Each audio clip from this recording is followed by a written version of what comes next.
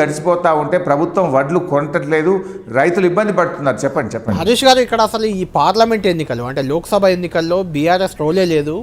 ఇది ఇండియా కూటమి ఎన్డీఏ కూటమి మధ్య జరుగుతున్న ఎన్నికలు, ప్రధానమంత్రి ఎవరో నిర్ణయించే ఎన్నికలు. అసలు కేసీఆర్ రోల్ ఇక్కడ లేదు అని ఒక ప్రచారం చాలా పెద్ద ఎత్తున చేస్తున్నారు. ఈ ఎన్నికల్లో బీఆర్ఎస్ ఉండడం చాలా అవసరం. ఎందుకంటే ఇదేసి విషయం పోయినసారి చెప్పారు. ఇవాళ ఈ రాష్ట్రంలో 4 ఎంపీలు కేంద్ర మంత్రిగా కిషన్ రెడ్డి గారు ఉన్నారు. ఏమిచ్చారండి? రాష్ట్రానికి ఒక జాతీయ ప్రాజెక్టు తెచ్చిండ్రా?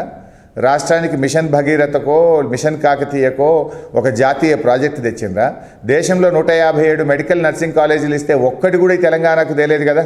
కేంద్రంలో అధికారంలో ఉన్న కిషన్ రెడ్డి కేంద్ర మంత్రిగా ఉన్న 4 ఎంపీలు ఉన్న ఈ రాష్ట్రానికి తెచ్చింది గుండు సున్నా. ఇవాళ ప్రధాన ప్రతిపక్షంగా ఉన్నటువంటి కాంగ్రెస్ రాహుల్ గాంధీ గారు ఎప్పుడన్నా ఒక్కసారన్నా తెలంగాణ కోసం మాట్లాడారా? తెలంగాణ ప్రయోజనాల గురించి మాట్లాడారా? పైగా 7 మండలాలను బీజేపీ గుంజుకొని మన లోయర్ సీలియర్ పవర్ ప్రాజెక్టును 7 మండలాలను ఆంధ్రాకి అప్పచెప్తే బీజేపీ బిల్లు ప్రవేశపెట్టింది, కాంగ్రెస్ మద్దతు ఇచ్చింది. దాన్ని తీవ్రంగా అపోజ్ చేసి పోరాడింది పార్లమెంట్లో బీఆర్ఎస్ పార్టీ. ఇవాళ అనేక సమస్యలు ఉన్నాయండి. రాష్ట్రం విడిపోయి 10 ఏళ్ళు కాబోస్తూ ఉంది. ఇవాళ హైదరాబాదు జాయింట్ క్యాపిటల్గా ఉంది. జూన్తో జాయింట్ క్యాపిటల్ అయిపోయి హైదరాబాద్ తెలంగాణ క్యాపిటల్ కావాలి. మళ్ళీ రేపు ఆంధ్రప్రదేశ్ ఈ క్యాపిటల్ని ఎక్స్టెండ్ చేయాలంటే ఆంధ్రప్రదేశ్ రాజకీయ ప్రయోజనాల కోసం బీజేపీ కాంగ్రెస్లు గతంలో 7 మండలాలకు ఇచ్చినట్టు రేపు మద్దతు ఇయ్యారా వీళ్ళు? అదేవిధంగా ఈరోజు మన గోదావరి జలాలను మహారాష్ట్ర కర్ణాటకకు తరలించే కుట్ర జరుగుతూ ఉంది.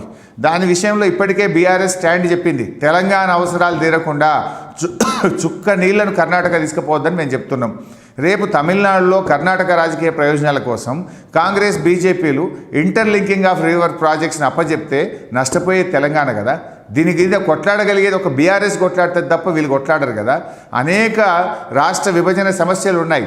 దాని విషయంలో కూడా తెలంగాణ ప్రయోజనాలను కాపాడగలిగే పార్టీ ఒక్క బీఆర్ఎస్ పార్టీ, తెలంగాణ తెచ్చిన పార్టీ.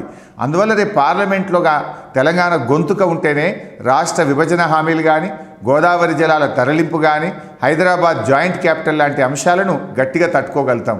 నిన్న ఏఐసిసి అధ్యక్షుడు కూడా వచ్చి హైదరాబాద్ యూనియన్ టెరిటరీ అయితే సంతోషమే, నాకు దగ్గర అవుతుంది అని ఖాడ్గే గారు అంటున్నారు.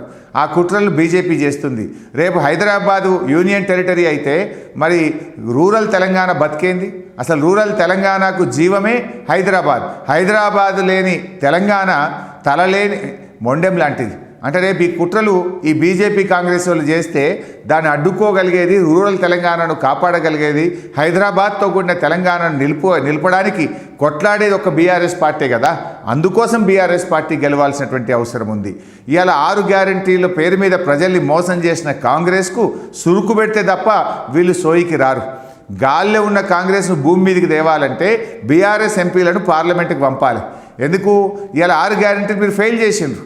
ఇవాళ ఫెయిల్ చేసిన 6 గ్యారంటీలు అమలు కావాలంటే, కాంగ్రెస్కు కనునిప్పు కావాలంటే ఈ పార్లమెంట్ ఎన్నికల్లో కాంగ్రెస్ను ఓడించాలి.